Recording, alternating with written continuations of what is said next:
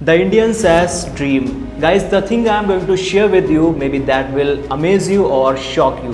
Last week I was sitting at a coffee shop in Bangalore and मेरे पास वाली table पर 2 से 3 लड़के बैठे हुए थे। वो अपना बिजनेस प्लान बना रहे थे। One guy from them said, "Bro, हमारा SaaS startup next Freshworks बनेगा. We will hit the 100 crore revenue in 2 years." I was sitting there and smiling क्योंकि ये मैं पिछले कुछ दिनों में बहुत बार सुन चुका हूँ। But the reality check is that कि 10,000 जो SaaS स्टार्टअप्स इंडिया में लॉन्च हुए हैं 5 सालों में, उनमें से सिर्फ 200 से 300 कंपनीज ने ही $10 मिलियन का ARR क्रॉस किया है। मतलब सिर्फ 2 से 3% कंपनीज ही सक्सेसफुल हुई हैं। ये सुन के आपको लग रहा होगा कि मैं कोई नेगेटिव बात बता रहा हूँ, मैं आप लोगों को डिमोटिवेट कर रहा हूँ, लेकिन ऐसा बिल्कुल भी नहीं है।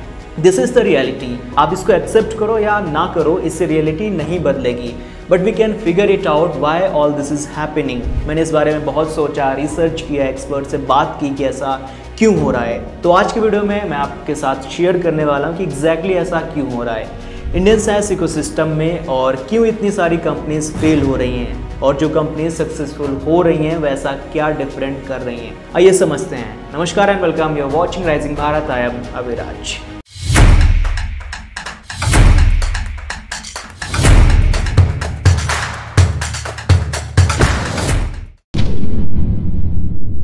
ओके, सो सबसे पहले शुरू से शुरू करते हैं। SaaS का क्रेज़ शुरू कैसे हुआ? 2019 से 2020 के अराउंड जब Zoho $1 बिलियन कंपनी बन गई, फ्रेशवर्क्स का IPO आया, तब हर कंप्यूटर साइंस ग्रेजुएट को लगा कि यार ये तो जैकपॉट है।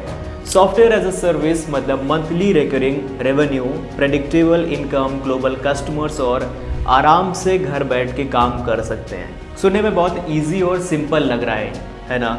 लेकिन इतना सिंपल है नहीं। उस टाइम पर हर कोवर्किंग स्पेस में 10 से 15 फाउंडर्स मिल जाते थे जो अपने SaaS स्टार्टअप की पिच प्रिपेयर कर रहे होते थे। इन्वेस्टर्स भी इंटरेस्टेड थे क्योंकि SaaS मॉडल अट्रैक्टिव लगता है।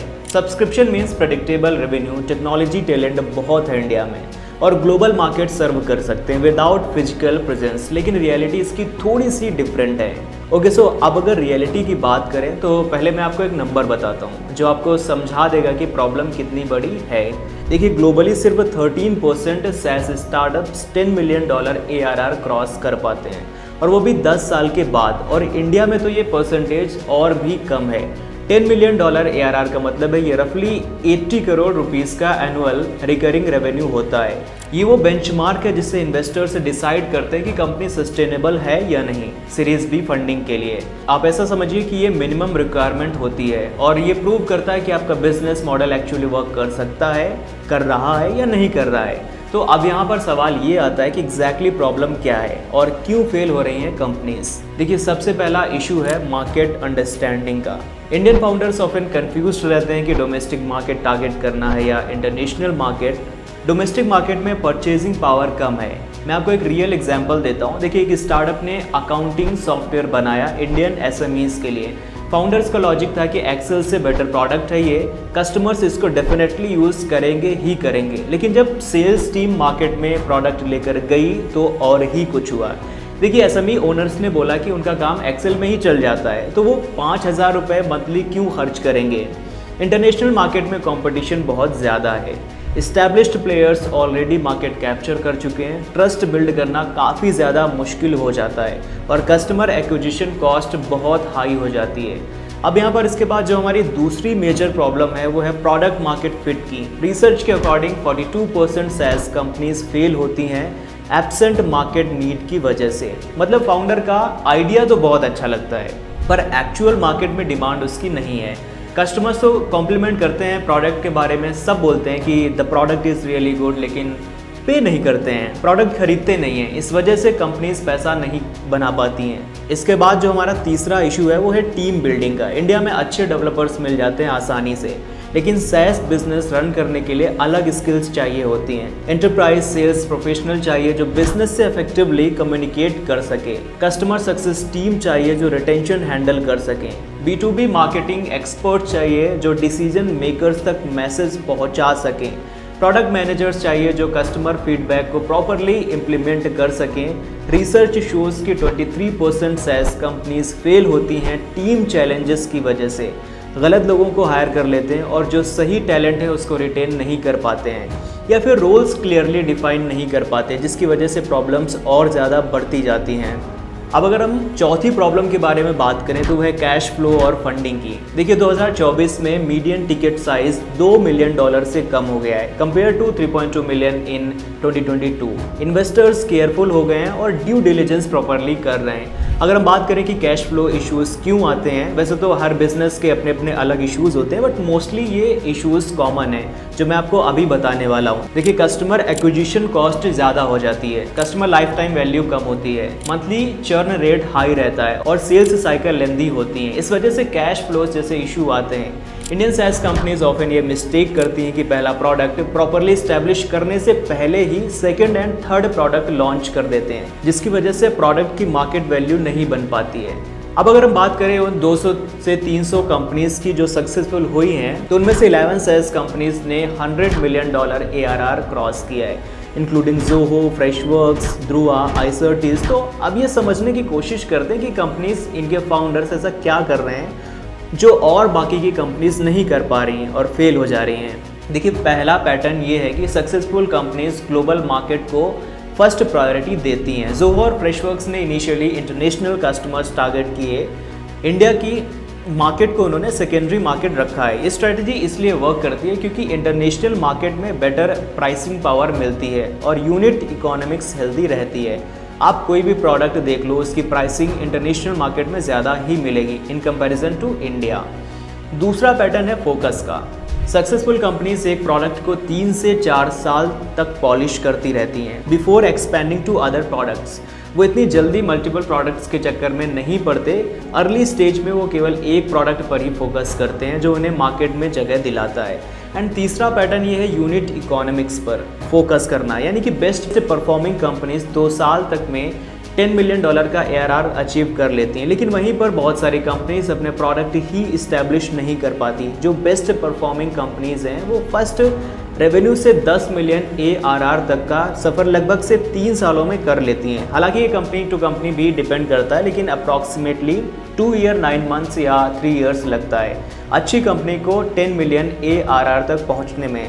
लेकिन ये तभी पॉसिबल है जब LTV और CAC का रेशियो हेल्दी हो।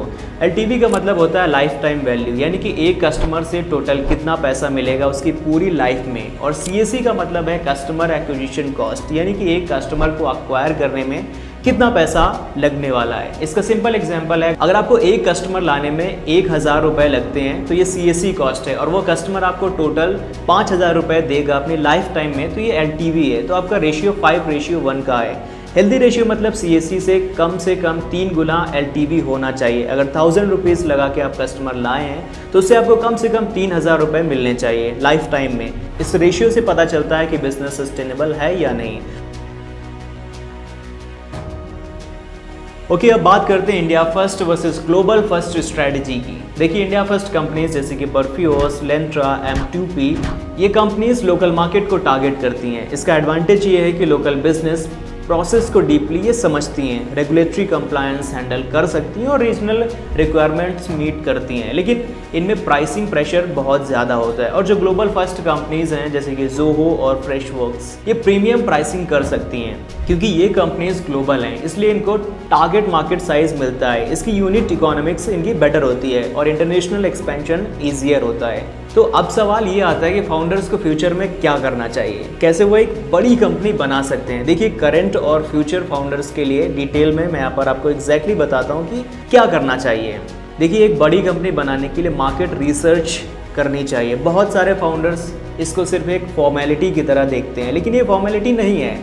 बहुत सारे फाउंडर्स अजम्पशंस पर काम करते हैं। वो सोचते हैं कि इस प्रोडक्ट की मार्केट में नीड है, लोगों को प्रॉब्लम है, मैं इसका सॉल्यूशन बना देता हूँ, लेकिन एक्चुअल में ऐसा नहीं होता है। आपको ग्राउंड पर जाके कस्टमर से बात करनी पड़ती है, समझना पड़ता है कि क्या उनको इस प्रोडक्ट की ज़रूरत है।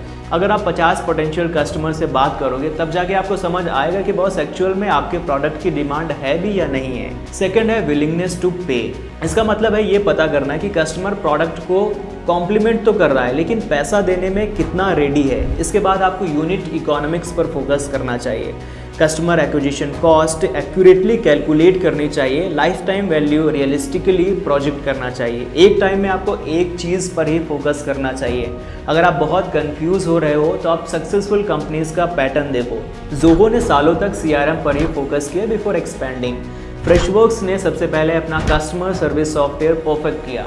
तो आपको भी सबसे पहले एक प्रोडक्ट पर फोकस करना है। अर्ली स्टेज में आपको मल्टीपल प्रोडक्ट्स के चक्कर में नहीं पड़ना चाहिए और आपकी टीम बिल्डिंग स्ट्रेटजी बिल्कुल क्लियर होनी चाहिए। तो अब बात करते हैं ओवरऑल इकोसिस्टम की कि इस लेवल पर क्या चेंज करना चाहिए। देखिए, सबसे पहले तो इन्वेस्टर्स को समझना चाहिए कि SaaS बिजनेसेस रातों रात सक्सेसफुल नहीं हो जाते हैं। प्रोडक्ट मार्केट फिट अचीव करने में ही नॉर्मली 1 से 2 साल लग जाते हैं, लेकिन कई बार Indian investors quarterly result expect करते हैं, तो बहुत बार इस वजह से फाउंडर्स अच्छा नहीं कर पाते हैं। अब गवर्नमेंट सपोर्ट की बात करें तो रेगुलेटरी क्लैरिटी बहुत इंपॉर्टेंट है SaaS कंपनीज के लिए। Data privacy loss, international money transfer rules, taxation policies, ये सब क्लियर होने चाहिए। करंटली फाउंडर्स लीगल कंप्लायंस में ज़्यादा टाइम स्पेंड करते हैं इंस्टेड ऑफ बिजनेस डेवलपमेंट। अगर कम्युनिटी लेवल सपोर्ट की बात करें जो कि अपकमिंग एंटरप्रेन्योर्स के लिए बहुत ज़्यादा मैटर करता है। देखिए, फाउंडर्स को अपनी सक्सेस और फेलियर स्टोरीज ओपनली शेयर करनी चाहिए विदाउट एनी स्टिग्मा। फेलियर को as a learning experience treat करना चाहिए, नॉट एज टैबू। बहुत सारे लोग बोलते हैं कि इंडिया में SaaS डेड हो रहा है, लेकिन ऐसा नहीं है। India second largest SaaS ecosystem बन गया है ग्लोबली, लेकिन फाउंडर्स और इन्वेस्टर्स को एक्सपेक्टेशंस बहुत रियलिस्टिक रखनी पड़ेंगी। $10 मिलियन ARR अचीव करने के लिए नॉर्मली एक कंपनी को 3 से 5 साल लग जाते हैं। ये 6 महीने में नहीं हो सकता है। आपको सुन के भले ही अजीब लगेगा, लेकिन सच यही है। No doubt SaaS entrepreneurship tough है, लेकिन इम्पॉसिबल नहीं है। राइट अप्रोच, पेशेंस और एजुकेशन से इंडियन SaaS इकोसिस्टम स्ट्रॉन्गर बन सकता है। तो बहुत सिर्फ सपने देखने से कुछ नहीं होगा, उसके साथ साथ ग्राउंड रियलिटी भी समझनी पड़ेगी। तो नेक्स्ट टाइम जब कोई भी फाउंडर आपसे बोले कि we will be the next unicorn, तो उनसे पूछिएगा कि कस्टमर एक्विजिशन कॉस्ट क्या है और LTV to CAC रेशियो क्या है। रियल बिजनेस तो यही है, वेयर नंबर्स मेक सेंस। तो दोस्तों, अगर आपको ये वीडियो पसंद आई है तो लाइक शेयर कमेंट करके ज़रूर बताइएगा। आप इंडियन SaaS इकोसिस्टम के बारे में क्या सोचते हैं वो भी कमेंट सेक्शन में लिख करके ज़रूर बताइए। मिलते हैं नेक्स्ट वीडियो में, तब तक के लिए शुक्रिया।